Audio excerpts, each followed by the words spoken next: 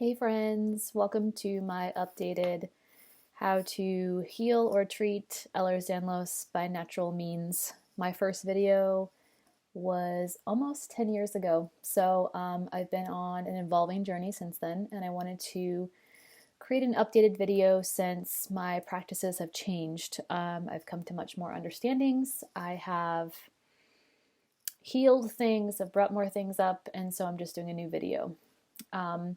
First and foremost, let me tell you the symptoms that I have still been dealing with pretty acutely over the last year, a year and a half. So I'm going to name those off first. The neurological symptoms that I've still been working with are sensitivity to light, smell, and sound. That is typically accompanied with a migraine, but can also be separate. That also includes sensory processing issues where I cannot cognitively understand what someone is saying to me and relay back to them that I've understood it and can process it. Seizure-like episodes where I felt very wired in my body, and then directly afterwards would start going into a seizure type of situation. I say seizure type because I have had all the seizure tests and I was told that I do not have traditional seizures. Limb weakness in arms and legs, tremors in those same appendages that created an issue with being able to walk or grasp or stand, sit, change positions, all of that. Numbness around the ring of my mouth. Crawling feeling up my back and spine, post-migraine irritation, anger, confusion, change in sensation of my genital area, difficult fully releasing bladder, postural orthostatic tachycardia, vertigo, a feeling of an earthquake, but it's only me. Digestive issues would be going from diarrhea to constipation and swinging back and forth and not really being in the middle. Issues with swallowing or choking on food. Having a severe issue gastrointestinally where I feel the need to constantly burp myself, which can lead to not being able to eat or drink or lay down. So dehydration, hospitalization, nutrient deficiencies, all of the things that go along with that. Cervical screw pain where my fusion is in the back of my skull. Thoracic spine pain. Left rib dislocation and pain, especially when sleeping on my side. Rotator cuff pain. If I try and lift something that's more than 5 pounds. Elbow popping and pain, thumb dislocation and pain, knee popping and pain, cervical neck pain, ankle popping and pain, and groin muscle strain. The ear, nose, and throat area, ringing in my ears, vision, painfully dry, sore eyes, and tired feeling eyes. Mental health would be depression and anxiety. Gynecologic is bleeding when not on my menstrual cycle, very painful periods, and bacterial vaginosis quite regularly. Immune system, autoimmune flares, bleeding tongue, bleeding throat, skin infections that are kind of like little staph infections, extreme fatigue, chest congestion or crackling in my lungs, painful lymph nodes, mouth ulcers, skin that is like a giant bruise and painful to touch. Let's see what else we've got here. Throat hoarseness, And those are all the symptoms in my toolbox that I've been working with. The official diagnoses that I currently have are Chiari malformation, which I had surgery for, C-spine instability, which was also part of the surgery, Ehlers Danlos, endometriosis, adenomyosis, rectal, cervical, bladder prolapse. So, at the age of 36, those are all the things that I have still been working with and trying to wrangle with. I am currently on disability. This video is coming to you on a day where I feel very different than I've felt probably in the last 3 years. So I'm working with that to share more information with you all. I have seen many doctors at UCSF in San Francisco and Stanford in the Bay Area as well. Truth be told, I didn't receive any help in any of those arenas or with any of those symptoms that I just mentioned to you. I spent 3 years going there and nothing was helped. I even tried prescription medication for the migraines, for the gastrointestinal issues, and it didn't help. So here's my new sharing of what I've done and what, I'm gonna knock on some wood, on what seems to have really shifted things into a period of being more comfortable for me.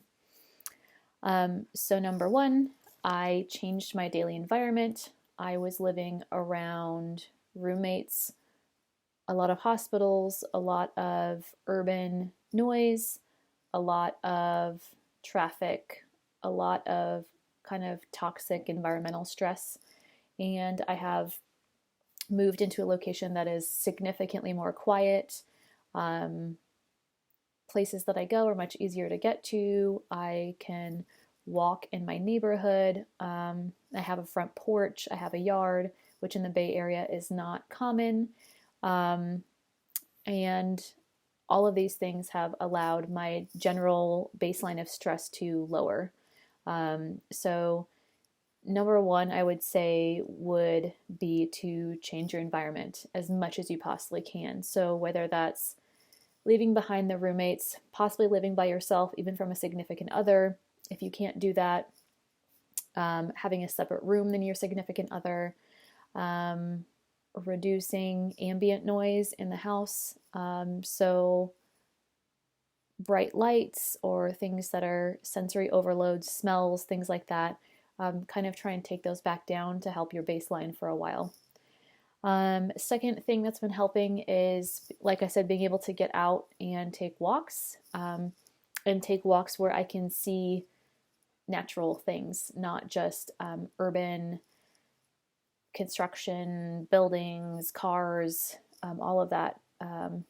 Nature is incredibly healing, and I've been blessed to be able to experience that right now. Third is working on trauma. I've had a lot of videos prior to now that are talking about or making suggestions towards trauma, but the holistic component, I realized that really is one of the things that needed to be dealt with, was dealing with trauma. And trauma can look like different things for everybody. They can be low and slow over your lifetime. They could be things that, you know, normal people would say, this is not a huge thing, why did it affect you so much? But people that have health issues often face neglect or being lonely or not being heard when they're having needs. And all of these things create trauma in the body. And so I've been doing somatic trauma work, which is really honestly the ability to get into your body and feel the sensations of where you're clenching when you have certain thoughts or when you're in certain situations, clenching your jaw if you're guarding your neck, if you're clenching your belly, but all of these things, this somatic awareness around trauma, it is a practice. There are a lot of videos online on YouTube by a gentleman named Steve Noble, and they're all free, and they go through visualization exercises on how to get into your body and then how to release these things. I also suggest any therapist that can do Hakomi, somatic therapy, or somatic experiencing therapy by Peter Levine. A lot of this content can be found online and it can be free, so that's not something that you have to stress yourself out over. And I chose to take it a step farther, and I've also been doing psychedelic assisted somatic therapy, where things that are just really not budging and nudging when you've gone the traditional way for so long. Having the psychedelic assisted therapy can really kind of loosen the really tough parts of things that are very, very stuck in your body. And you do this with a guide that is trained in therapy, that can help you kind of disseminate all of these things, let them out, and then reorganize them in a way that feels more safe and comfortable. So that was the third, is trauma. Going along with that is general just awareness. But I do realize that the awareness, like I said, of those body sensations, and if we get into fight or flight, that's actually kind of a next higher level of functioning. So if your baseline feeling of safety is not in place in your relationship, in your home, in your life, in your work life, then you're not going to feel safe to work on trauma. So kind of the baseline foundation is that we need to get a safe place to land to be able to do that work. So having very, very safe, trustworthy people, physical location, things like that are kind of the basis of being able to have that awareness and to do that trauma work. Let's see what else. I also have been working very, very in depth with a practitioner that I can recommend if you message me directly, who does holistic health.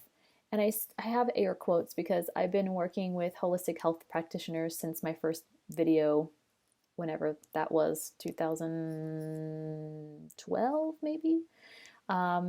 And I found that all of them had a few little components of things that they were doing, but no one saw the whole wraparound picture. So this practitioner that I'm working with also helps me do trauma integration. She helps me do, yes, an elimination diet, but only for a very short period of time. She helps then rebuild the gut in a way that's not forever, if that makes sense. She has like a step-by-step build back, so that you're not eliminating things forever, so that you're not allergic to things forever, so that you're not having histamine responses to things forever, so that you are not on all of your supplements forever. And she does all various types of therapies. She does e-stim therapy. She does a medical grade formulation by Metagenics for, like I said, eliminating inflammation in your gut and rebuilding, which I have found to be absolutely life-changing. I could not stay out of the bathroom for the first 5 hours of the day when I was on medicine to try and help me go. And then if I wasn't on the medicine, I couldn't go at all. And it was horrible. And it was that way for about a year and a half. And I wasn't eating a lot. I was very, very gaunt and tiny. I'm very small, but I was smaller. And so it's been a step-by-step process that I haven't chosen to speak about until now because I wanted to see how well it actually worked. And I'm on my 3rd month, and it's been quite night and day. And like I said, reducing all those supplements that I once told you to take is a huge step of the process, because our body either wants to be getting that from food or producing it naturally. So that holistic practitioner that I'm working with, that's her goal and aim, is for us to be able to be deriving all of these things that we need from our food and from natural production in our body rather than taking all these pills, because that's actually not really helpful on your gut either. So that's kind of the holistic thing that I'm doing now, which has curbed, for the time being, has curbed all of those symptoms probably by about 60% in 3 months. So I encourage you to ask me more questions. I'll go back through the numbered list. I know I kind of go off on a tangent, but number 1 was changing your daily environment. Number 2 was walks in nature. Number 3 was trauma work. Number 4 was psychedelic assisted therapy work. Number 5, having awareness of sensations that are happening in your body in certain situations. Number 6 was gut elimination, rebuilding the lining of your gut, and then replenishing all the nutrients. Number 7 was e-stim / auricular therapy / trauma integration with this holistic practitioner that I have. And the last one was stopping most of the supplements that I'm taking. So that's the general overview. I hope this helps somebody. I know that it's, for me, I didn't find it beneficial to keep adding more and more and more and more and more things. So I went the reverse, and I found somebody that could holistically help me deal with the huge items so that I could start scaling back and making my life more simple and enjoyable again. Hope all is well out there.